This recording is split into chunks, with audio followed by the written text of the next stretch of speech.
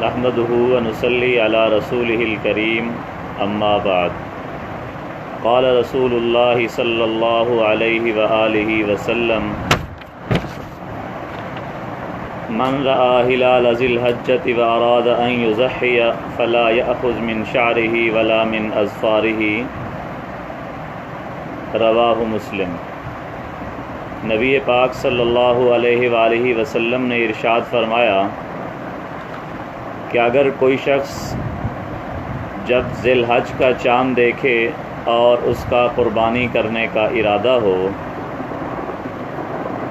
تو وہ ان باتوں کا اہتمام کرے کہ اپنے ناخن بھی نہ کاٹے اور اپنے بال بھی نہ کاٹے۔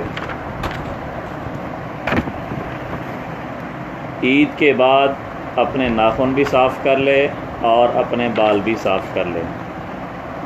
آج 29 ذی القعدہ ہے، ہو سکتا ہے کہ شام کو چاند نظر آ جائے اور ذی الحج شروع ہو جائے، اس لیے جن جن بھائیوں کا قربانی کا پروگرام ہے ان کے لیے مناسب ہے کہ مغرب کی اذان سے پہلے اپنے ناخن بھی صاف کر لیں، اپنے بال بھی صاف کر لیں، اس کے بعد پورا 10 ذی الحج کو نہ ناخن کاٹیں نہ بال کاٹیں۔